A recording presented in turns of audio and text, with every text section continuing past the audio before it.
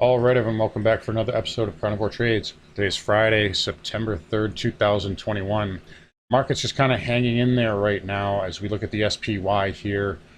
Just really going sideways all week long, and that's what happens when you have no participation. I told you at the beginning of the week, a lot of institutions are going to be going on vacation, and that looks exactly like what happened. Look at the futures here. So we had the jobs number this morning. And looking at the futures, you see got a little pop, then went right back down, little bear flag, and then a drop.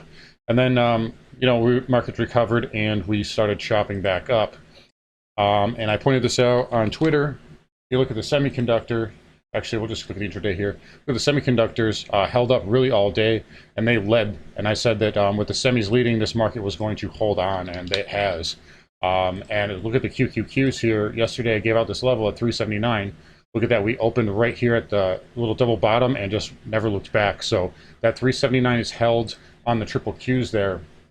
And really, again, with light volume, you're not going to see too many breakdowns or breakouts. Generally you give the upside bias, so breakouts are a little bit more common, but breakdowns generally don't happen. And that's kind of why we're just, that 379 level was an easy call to hold. Some other names, though, like we talked about yesterday, Visa, getting a bit of a dead cat here. It was higher earlier in the day, but it's kind of faded off the highs quite a bit.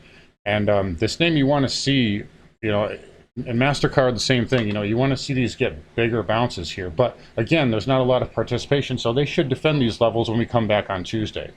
But outside of that, we had two winners today in the Patreon. One of them was Clover.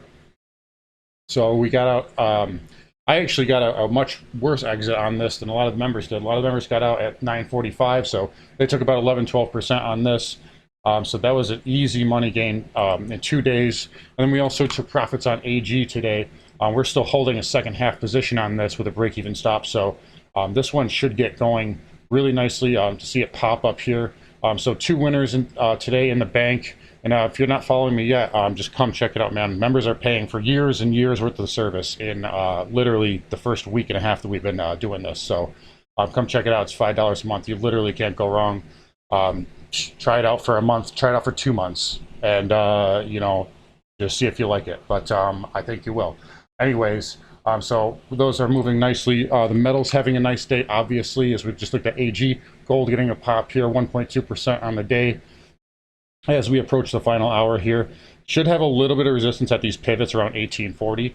Maybe it gets a little bit above that, but it's, I thought it was going to do a little bit more consolidating, but only 4 days of consolidation before the pop. So this should stall out a little bit here. And silver, kind of the same deal. I thought it was going to do a little bit more consolidation, but it's hitting that 50 moving average.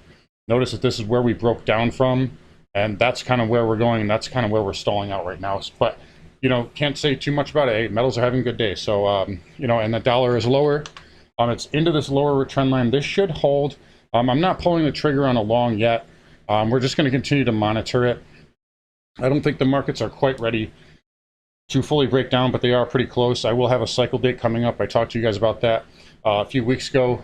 That there will be a cycle date in the middle of September. Pretty big one, too. I think it's got the potential to be much more than one of these little 3% dips. It's a pretty big data. I also have a VIX cycle coming up too. So just keep an eye out for those. Come check it out. The patrons will get that. I'm not going to be giving that out on here anymore. So just be advised of that. If you look at the transports, I mean, look at the long term here. I pointed this out before, but look at the divergence in the transports right now. And they broke down back in, early 2020. That was really ahead of the market. So if we look here, the market's diverged. Well, the market's really diverged from the transports right now. So that's not a good sign. We have a bad jobs number, and these are just all little cracks in the armor that's going on. Momentum is starting to fade on the SPY and really in the overall equity markets. But I think we still have a little bit of time left before the market is ready to roll over. We will see what happens next week when the institutions come back from vacation. So it's going to be very interesting. So the month of September, we know, is a choppy, volatile month, and but I think it can hold up a little bit longer. Yields getting a nice little bid today. I still think yields have another low to make, but again, that's a play that we will look to make as well. So if you want to get in on that, come join me on Patreon. Members are banking money left and right, so come check me out there. I will be doing a video tomorrow, possibly later tonight, but I'll probably release it tomorrow on uranium. So uranium, a lot of people ask me questions about this, and what a blast off that has had, and I will be covering that much more so in detail. I'll probably let that video out tomorrow. And of course, I will do my full market wrap on Wall Street for Main Street, as always, on the weekend. But anyways, guys, you take care. Have a great Labor Day weekend. Stay safe, and I will talk to you next week.